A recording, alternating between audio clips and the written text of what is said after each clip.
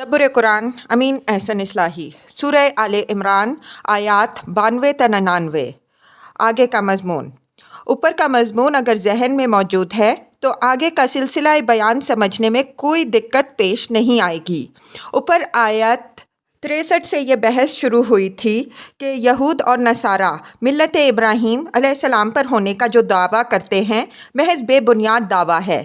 ملت ابراہیم علیہ السلام پر یہ پیغمبر صلی اللہ علیہ وسلم اور ان کے ساتھی ہیں، لیکن یہ یہود و نصارہ طرح طرح کی سازشوں اور تحریفوں سے اصل حقائق پر پردہ ڈالنا اور خلق کو گمراہ کرنا چاہتے ہیں کہ قربانی کوئی نہ دینی پڑے، بس دینداری کی چند جھوٹی سچی رسمیں ادا کر کے خدا کی وفاداری کے سب سے اونچے مقام کے حقدار سمجھے جاتے رہیں۔ یہاں سب سے پہلے تو یہ مغالطہ دور فرمایا کہ خدا کی وفاداری کا مقام محض جھوٹی رسم داری اور نمائشی دینداری سے حاصل نہیں ہو سکتا، اس لیے کہ اصل شے یہ ہے کہ خدا کی راہ میں ان چیزوں میں سے خرچ کرو جو تمہیں محبوب ہیں۔ جب تک انسان خدا کے لیے اپنی محبوبات کی قربانی کا عادی نہیں ہوتا، اس وقت تک اس میں خدا کے عہد و پیمان کے تقاضوں کو پورا کرنے کا حوصلہ پیدا نہیں ہوتا۔ اس کے بعد ضمنی طور پر یہود کے ایک اعتراض کا جواب دیا ہے جو انہوں نے مسلمانوں کو ملت ابراہیم علیہ السلام کے خلاف ثابت کرنے کے لیے اٹھایا تھا۔ وہ یہ کہ مسلمانوں کے ہاں کھانے پینے کی بعض ایسی چیزیں جائز ہیں جو یہود کے زعم کے مطابق ابراہیمی شریعت میں حرام تھیں۔ مثلاً اونٹ کی نسبت ان کا دعویٰ تھا کہ حضرت ابراہیم علیہ السلام کی شریعت میں حرام ہے، لیکن مسلمانوں کے ہاں نہ صرف یہ کہ حلال طیب ہے بلکہ ان کے ہاں یہ محبوب ترین مال ہے اور وہ اس کے نہر اور قربانی کو بڑے ثواب کا کام سمجھتے ہیں۔ اس پروپیگنڈے سے ان کا مقصد، جیسا کہ ہم اوپر اشارہ کر چکے ہیں، محض عوام کو یہ باور کرانا تھا کہ محمد صلی اللہ علیہ وسلم اور ان کے ساتھی ملت ابراہیم علیہ السلام سے برگزشتہ ہیں۔ قرآن نے اس کا جواب دے دیا کہ یہ بات محض یہود کا افتراء ہے۔ تورات خود اس بات پر شاہد ہے کہ اونٹ کی حرمت کا تعلق اگر ہے تو شریعت موسوی سے ہے، نہ کہ شریعت ابراہیمی سے۔ اس ضمنی اعتراض کا جواب دینے کے بعد ان کو پھر ملت ابراہیمی کی پیروی کی دعوت دی ہے اور ان پیشن گوئیوں کی طرف اشارہ فرمایا ہے جو تورات میں خانہ کعبہ کی اولیت، اس کی مرکزیت اور اس کے سرچشمہ برکت و ہدایت ہونے کے باب میں وارد تھیں، لیکن ان پر پردہ ڈالنے کی کوشش کی گئی۔ نیز ان نشانیوں کی طرف توجہ دلائی ہے جو صاف شہادت دیتی ہیں کہ اسی سرزمین کو حضرت ابراہیم علیہ السلام نے اپنا مسکن بنایا، اسی کو دارالامن قرار دیا، اسی کو حج و عبادت کا مرکز ٹھہرایا اور ہزاروں سال سے ان کی ذریت اس زمین پر ان کے نام اور ان کی روایات کی حامل چلی آ رہی ہے۔ آخر کی 2 آیتوں میں اہل کتاب کو ملامت کی ہے کہ جس راہ کی نشاندہی کے لیے تم خدا کی طرف سے مقرر کیے گئے تھے، یہ کس قدر افسوس کا مقام ہے کہ تم اس سے لوگوں کو روکنے اور اس کو گم کرنے کے لیے اپنی کوششیں صرف کر رہے ہو۔ اب اس روشنی میں آگے کی آیات کی تلاوت فرمائیے۔ ارشاد ہوتا ہے، اعوذ باللہ من الشیطان الرجیم، بسم اللہ الرحمن الرحیم۔ لن تنالوا البر حتى تنفقوا مما تحبون وما تنفقوا من شيء فإن الله به عليم۔ كل الطعام كان حلا لبني إسرائيل إلا ما حرم إسرائيل على نفسه من قبل أن تنزل التوراة قل فأتوا بالتوراة فاتلوها إن كنتم صادقين فمن افترى على الله الكذب من بعد ذلك فأولئك هم الظالمون۔ قل صدق اللہ فاتبعوا ملت ابراہیم حنیفا وما کان من المشرکین۔ ان اول بیت وضع للناس للذی ببکۃ مبارکا وہدی للعالمین فیہ آیات بینات مقام ابراہیم ومن دخلہ کان آمنا وللہ علی الناس حج البیت من استطاع الیہ سبیلا ومن کفر فإن اللہ غنی عن العالمین۔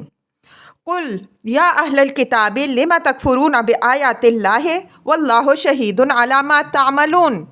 قل یا اہل الکتاب لم تصدون عن سبیل اللہ من آمن تبغونہا عوجا وانتم شہداء وما اللہ بغافل عما تعملون۔ ترجمہ: تم خدا کی وفاداری کا درجہ ہرگز نہیں حاصل کر سکتے جب تک کہ ان چیزوں میں سے نہ خرچ کرو جن کو تم محبوب رکھتے ہو، اور جو کوئی چیز بھی تم خرچ کرو گے تو اللہ اس سے باخبر ہے۔ کھانے کی ساری چیزیں بنی اسرائیل کے لیے حلال تھیں، مگر وہ جو اسرائیل نے تورات کے نازل کیے جانے سے پہلے اپنے اوپر حرام ٹھہرا لی تھیں۔ کہہ دو، لاؤ تورات اور اس کو پڑھو اگر تم سچے ہو۔ جو لوگ اس کے بعد بھی اللہ پر جھوٹ باندھے وہی لوگ ظالم ہیں۔ کہہ دو، اللہ نے سچ فرمایا، تم ملت ابراہیم کی پیروی کرو جو حنیف تھا اور مشرکین میں سے نہ تھا۔ بے شک پہلا گھر جو لوگوں کے لیے بنایا گیا وہی ہے جو مکہ میں ہے، عالم والوں کے لیے برکت اور ہدایت کا مرکز۔ وہاں واضح نشانیاں ہیں۔ مسکن ابراہیم ہے، جو اس میں داخل ہو جائے وہ مامون ہے، اور جو لوگ وہاں تک پہنچنے کی استطاعت رکھتے ہیں ان کے اوپر اللہ کے لیے اس گھر کا حج ہے، اور جس نے کفر کیا تو اللہ تعالیٰ عالم والوں سے بے پرواہ ہے۔ پوچھو اے اہل کتاب، تم اللہ کی آیتوں کا کیوں انکار کرتے ہو، در حالانکہ جو کچھ تم کر رہے ہو سب خدا کی نظر میں ہے۔ کہو اے اہل کتاب، تم ایمان لانے والوں کو اللہ کی راہ سے کیوں روک رہے ہو؟ تم اس میں کجی پیدا کرنی چاہتے ہو، حالانکہ تم گواہ بنائے گئے ہو جو کچھ تم کر رہے ہو اللہ اس سے بے خبر نہیں ہے۔ الفاظ کی تحقیق اور آیات کی وضاحت۔ لن تنالوا البر حتى تنفقوا مما تحبون وما تنفقوا من شيء فإن الله به عليم۔ لفظ بر کی تحقیق تفسیر سورہ بقرہ میں گزر چکی ہے۔ اس لفظ کی اصل روح ایفائے عہد اور ادائے حقوق و فرائض ہے۔ عام اس سے کہ یہ خدا کے حقوق و فرائض ہوں یا اس کے بندوں کے۔ بنی اسرائیل ایفائے عہد اور ادائے حقوق کے معاملے میں تو بالکل صفر تھے، لیکن محض چند رسوم کی ظاہرانہ پیروی کر کے یہ سمجھتے تھے کہ خدا کی وفاداری میں جو مرتبہ و مقام ان کا ہے وہ کسی کا نہ ہوا ہے نہ ہو سکتا ہے۔ چنانچہ اسی زوم میں وہ اپنے آپ کو حضرت ابراہیم علیہ السلام اور دوسرے تمام انبیاء علیہم السلام کی وراثت کا تنہا اجارہ دار سمجھتے تھے، اور یہ سوچنے کے لیے بھی تیار نہ تھے کہ کوئی اس میدان میں ان کا حریف ہو سکتا ہے۔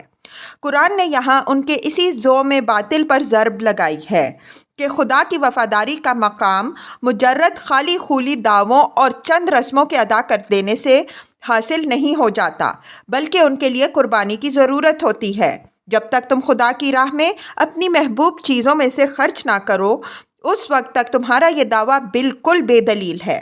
محبت اور وفاداری کی جانچ کے لیے یہ کسوٹی ایک ایسی کسوٹی ہے جو فی الحقیقت بنی اسرائیل کا سارا بھرم کھول دینے کے لیے کافی تھی، اس لیے کہ دینداری کی بے خرچ ظاہر داریاں تو وہ کسی نہ کسی حد تک نبھانے کی کوشش کرتے تھے، لیکن جہاں معاملہ خرچ کرنے کا پیش آ جائے اور وہ بھی محبوب مال کے خرچ کرنے کا، تو پھر ان کا سارا دعویٰ عشق و محبت ہرن ہو جاتا۔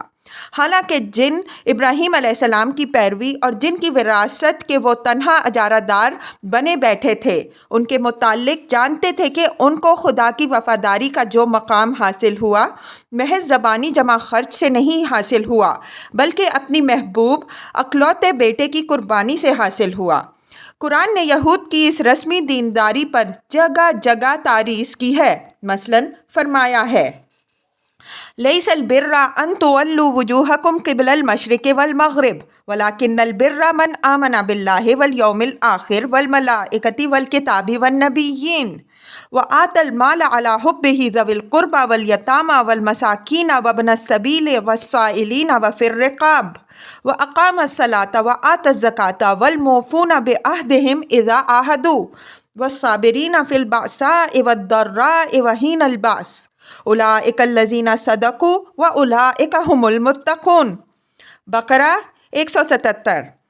ترجمہ: خدا کی وفاداری کا حق اس سے ادا نہیں ہو جاتا کہ اپنا رخ مشرق اور مغرب کی طرف کرو، بلکہ اصل وفاداری تو ان کی ہے جو اللہ پر، یوم آخرت پر، فرشتوں پر، کتابوں پر اور نبیوں پر ایمان رکھتے ہیں، اور اپنے مال جو کہ ان کو محبوب ہوتا ہے اس میں سے خرچ کرتے ہیں، قرابت داروں پر، یتیموں پر، مسکینوں پر، مسافروں پر، سائلوں پر، نیز اس کو خرچ کرتے ہیں گردنوں کو آزاد کرانے کے لیے، اور نماز کا اہتمام کرتے ہیں، زکوٰۃ دیتے ہیں، اور جب عہد کر بیٹھیں تو اپنے عہد کو پورا کرنے والے ہیں، اور خاص کر وہ لوگ جو بھوک اور بیماری میں اور جنگ کے وقت ثابت قدم رہنے والے ہیں۔ یہی لوگ سچے ہیں اور یہی لوگ متقی ہیں۔ وَمَا تُنْفِقُوا مِنْ شَيْءٍ إِلَى الْآيَةِ، اور جو کوئی چیز بھی تم اللہ کی راہ میں خرچ کرو گے تو اللہ اس سے باخبر ہے۔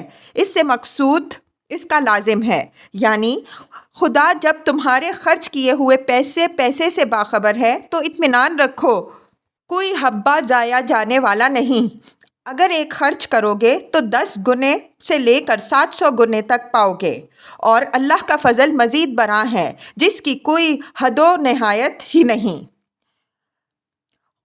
کل الطعام کان حلا لبنی اسرائیل الا ما حرم اسرائیل علی نفسہ من قبل ان تنزل التوراۃ قل فأتوا بالتوراۃ فاتلوها ان کنتم صادقین فمن افترى علی اللہ الکذب من بعد ذلک فاولئک هم الظالمون۔ یہ یہود کے اس اعتراض کا ضمنی جواب ہے جس کی طرف ہم نے اوپر اشارہ کیا ہے۔ یہود مدعی تھے کہ اصل ملت ابراہیم علیہ السلام پر وہ ہیں، نہ کہ مسلمان۔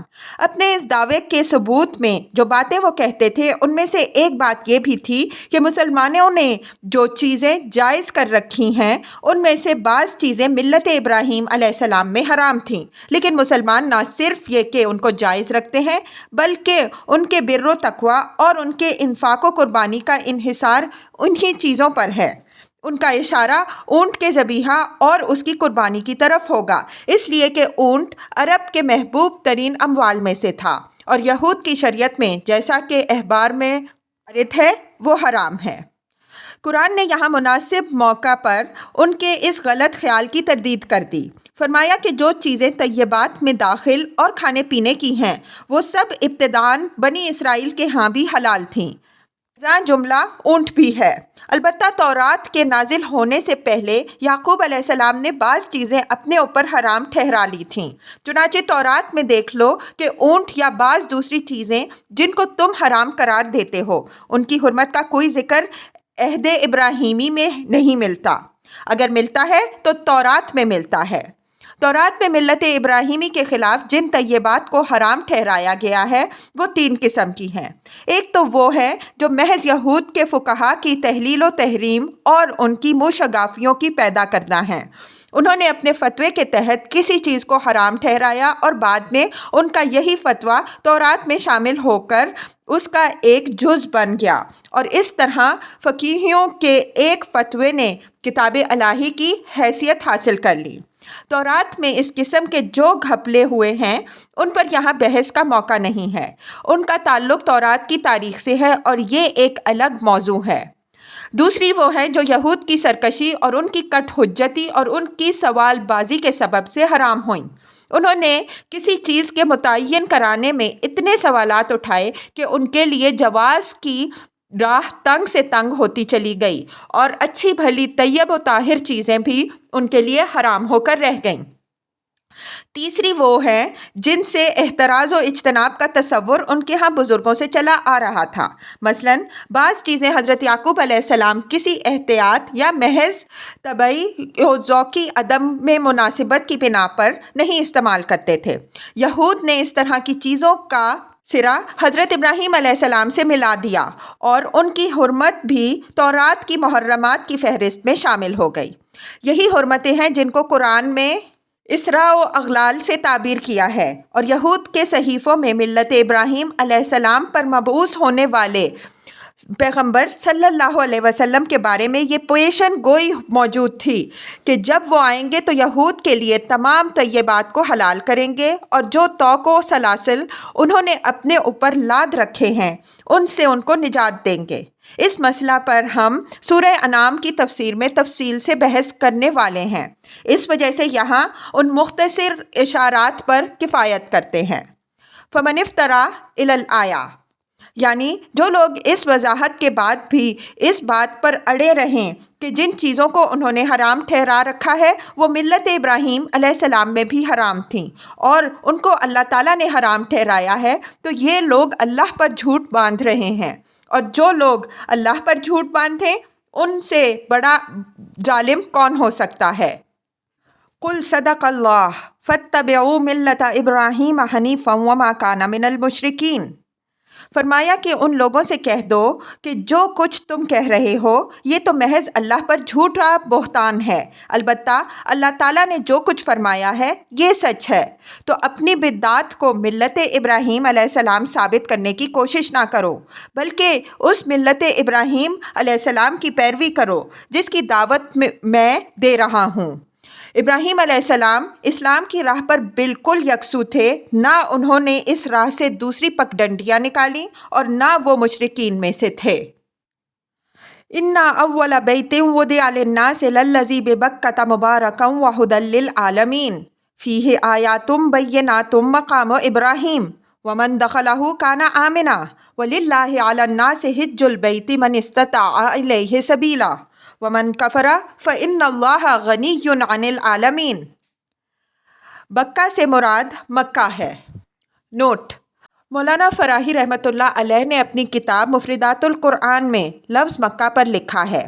لوگوں نے اس لفظ کے اشتقاق کے بارے میں اختلاف کیا ہے، لیکن اس امر میں شبہے کی گنجائش نہیں ہے کہ یہ بکہ کی بدلی ہوئی صورت ہے، چنانچہ یہ لفظ خود قرآن میں آیا ہے۔ جس وقت حضرت اسماعیل علیہ السلام اس وادی میں آباد کیے گئے ہیں، اس وادی کا یہی نام تھا۔ اس کے معنی آبادی کے ہیں، جیسا کہ لفظ بال بکا سے اس کی شہادت ملتی ہے۔ چونکہ حضرت ابراہیم علیہ السلام بابل سے تشریف لائے تھے، اس وجہ سے انہوں نے مکہ کے نام کے لیے اپنی زبان کا لفظ پسند فرمایا۔ قدیم صحیفوں میں اس کا یہی نام آیا ہے۔ لغوی معنی اس کے شہر کے ہیں، مثلاً بال بکا بال کا شہر۔ یہود نے آخری بعثت کے نشانات گم کرنے کے لیے قرات کے توڑ مڑوڑ یا الفاظ قرآن لئی اللسان کے ذریعے سے جو تحریفیں کی ہیں، ان کی ایک مثال یہ لفظ بھی ہے۔ اس کو یہود نے بگاڑ کر بکا کے بجائے بکا بنایا اور اس کو مصدر قرار دے کر ترجمہ اس کا رونا کر دیا، اور اس طرح وادی بکا کو رونے والی وادی میں تبدیل کر کے اس سب سے بڑے نشان کو گم کر دیا جس سے خلق کو آخری نبی صلی اللہ علیہ وسلم کے بارے میں رہنمائی مل سکتی تھی۔ اس آیت میں قرآن نے مکہ کو بکا کے نام سے ذکر کر کے مکہ کے اس قدیم نام کی یاد دہانی کی ہے جو تورات کے صحیفوں میں تھا، بلکہ بعض صحیفوں میں اب بھی ہے، مثلاً زبور میں۔ اس آیت میں ان چیزوں کی طرف اشارہ ہے جن سے ثابت ہوتا ہے کہ خدا کی عبادت کا وہ گھر جو حضرت ابراہیم علیہ السلام نے تعمیر فرمایا، یہی مکہ کا بیت اللہ ہے۔ اسی گھر کو حضرت ابراہیم علیہ السلام نے ملت ابراہیم علیہ السلام کا مرکز بنایا، اور اسی گھر سے ان کی مشہور دعا ربنا وبعث فیہم الآیا کے بموجب اس پیغمبر کی دعوت بلند ہوئی جو امیوں میں پیدا ہونے والے تھے اور جن کی دعوت سے ساری دنیا کو فیض پہنچنے والا تھا۔ مبارکم و ہدی للعالمین میں اس بات کا اشارہ موجود ہے۔ یہ بات محتاج ثبوت نہیں ہے کہ تورات میں حضرت ابراہیم علیہ السلام کے ہاتھوں جس بیت اللہ کی تعمیر کا ذکر آیا ہے، اس کا مصداق اگر کوئی ہو سکتا ہے تو وہ مکہ کا بیت اللہ ہی ہو سکتا ہے، نہ کہ بیت المقدس، اس لیے کہ بیت المقدس کی تعمیر حضرت ابراہیم علیہ السلام کے سینکڑوں سال بعد حضرت داؤد علیہ السلام اور حضرت سلیمان علیہ السلام کے ہاتھوں ہوئی ہے۔ یہ اس بات کی نہایت واضح دلیل ہے کہ یہی گھر ملت ابراہیم علیہ السلام کی برکتوں کا مظہر ہو سکتا ہے، نہ کہ بیت المقدس۔ فیہ آیات بینات، یعنی اس میں نہایت واضح نشانیاں اس بات کی موجود ہیں کہ یہی گھر حضرت ابراہیم علیہ السلام کا بنایا ہوا ہے۔ ان نشانیوں کو اگرچہ یہود نے مٹانے کی کوشش کی، لیکن تورات میں آج بھی ایسے ناقابل تردید شواہد موجود ہیں جو یہود کی تمام تحریفات کا پردہ چاک کر کے اصل حقیقت کو بالکل بے نقاب کر دیتے ہیں۔ ہم نے سورہ بقرہ کی تفسیر میں قبلہ کی بحث میں اس مسئلے پر حاصل بحث کی ہے۔ جو لوگ تفصیل کے طالب ہوں اس بحث کو پڑھیں، یہاں اس کو دہرانے میں طوالت ہوگی۔ نشانیوں کا بالاجمال ذکر کرنے کے بعد جس طرح عام کے بعد خاص کا ذکر ہوتا ہے، 3 چیزوں کی طرف خاص طور پر اشارہ فرمایا ہے۔ ایک یہ کہ یہ مقام ابراہیم ہے، دوسری یہ کہ جو اس حرم میں داخل ہوئے وہ امن میں ہو جاتا ہے، تیسری یہ کہ تمام اہل استطاعت پر اس گھر کا حج فرض ہے۔ اگرچہ سورہ بقرہ کی تفسیر میں ان ساری چیزوں پر ہم بحث کر چکے ہیں، لیکن بالاجمال ہم یہاں بھی ان تینوں چیزوں کے ان پہلوؤں کی طرف اشارہ کیے دیتے ہیں جن سے اس امر کا ثبوت بہم پہنچتا ہے کہ در حقیقت یہی گھر حضرت ابراہیم علیہ السلام کا تعمیر کردہ ہے اور یہی ملت ابراہیم علیہ السلام کا مرکز ہے۔ مقام ابراہیم علیہ السلام سے مراد، جیسا کہ ہم نے تفسیر سورہ بقرہ میں دلائل واضح کیا ہے، یہ ہے کہ اسی مقام کو حضرت ابراہیم علیہ السلام نے ہجرت کے بعد اپنے قیام کے لیے منتخب فرمایا، یہیں مروہ کے پاس اپنے اکلوتے فرزند کی قربانی کی، یہیں ان کو بیت اللہ کی خدمت اور نماز کے اہتمام کے لیے بسایا، اور یہیں ان سے نسبت رکھنے والی ایک پوری قوم صدیوں سے آباد ہے۔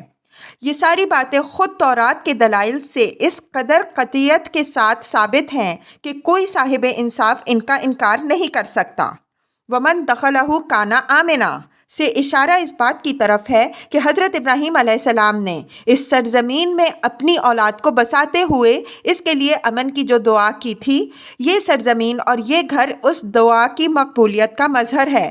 حضرت ابراہیم علیہ السلام کی دعا قرآن میں یوں نقل ہوئی ہے: وَإِذْ قَالَ إِبْرَاهِيمُ رَبِّ اجْعَلْ هَٰذَا بَلَدًا آمِنًا وَاجْنُبْنِي وَبَنِيَّ أَن نَّعْبُدَ الْأَصْنَامَ۔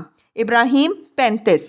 ترجمہ: اور جب کہ ابراہیم علیہ السلام نے دعا کی کہ اے میرے پروردگار، اس سرزمین کو امن کی سرزمین بنا اور مجھے اور میری اولاد کو بتوں کی پوجا سے محفوظ رکھ، یہ اسی دعا کی برکت ہے کہ شہر حرم کی سنت قائم ہوئی اور اس گھر کے جوار میں آدمی تو درکنار کسی جانور کو بھی ایذا پہنچانا جرم ٹھہرا۔ وَلِلَّهِ عَلَى النَّاسِ حِجُّ الْبَيْتِ إِلَى الْآيَةِ سے اس بات کی طرف اشارہ ہے کہ حضرت ابراہیم علیہ السلام نے اس سرزمین اور اس گھر کے لیے مرجعیت کی جو دعا کی تھی، اس کی مقبولیت بھی اس کے چبھے سے نمایاں ہے۔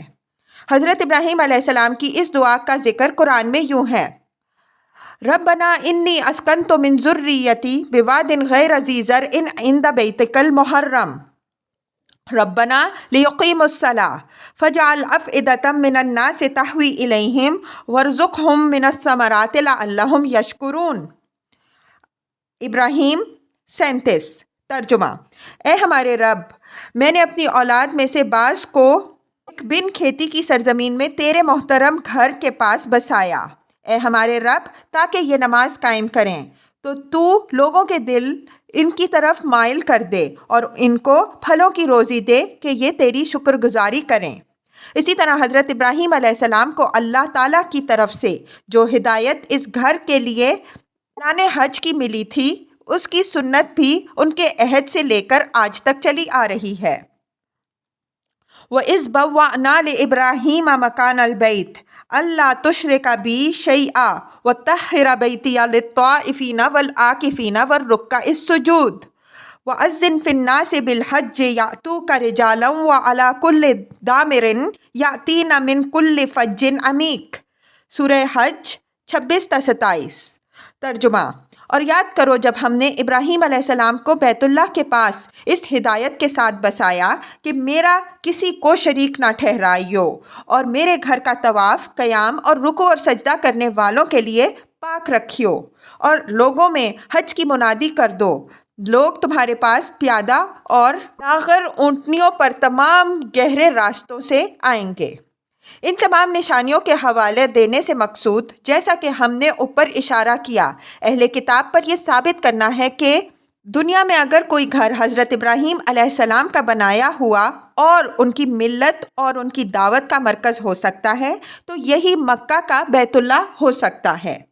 اہل کتاب کی تمام تحریفی کوششوں کے باوجود آج بھی یہود کے صحیفوں میں ایسے اشارات و قرائن موجود ہیں جو اصل حقیقت کو کھولنے کے لیے کافی ہیں۔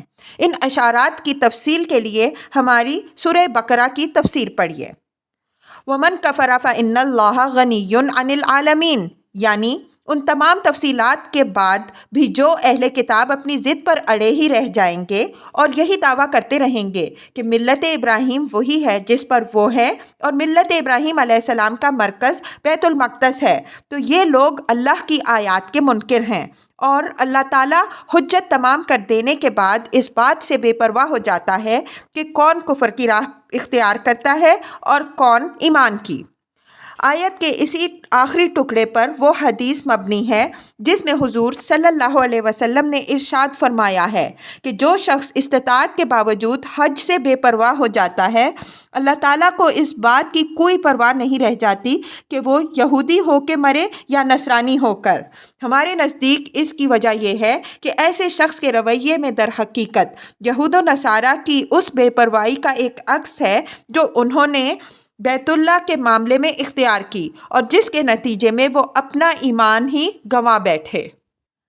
قُلْ يَا أَهْلَ الْكِتَابِ لِمَ تَكْفُرُونَ بِآيَاتِ اللَّهِ وَاللَّهُ شَهِيدٌ عَلَى مَا تَعْمَلُونَ قُلْ يَا أَهْلَ الْكِتَابِ لِمَ تَصُدُّونَ عَنْ سَبِيلِ اللَّهِ مَنْ آمَنَ تَبْغُونَهَا عِوَجًا وَأَنْتُمْ شُهَدَاءُ وَمَا اللَّهُ بِغَافِلٍ عَمَّا تَعْمَلُونَ۔ اب یہ اہل کتاب کو زجر اور ملامت ہے کہ اللہ کی جو نشانیاں ملت ابراہیم علیہ السلام، بیت اللہ اور آخری رسول سے متعلق خود تمہارے اپنے صحیفوں میں موجود ہیں، ان کو اور ان کے مصداق کو جان بوجھ کر کیوں جھٹلاتے ہو اور لوگوں کے ذہن میں کیوں شبہات بھر رہے ہو؟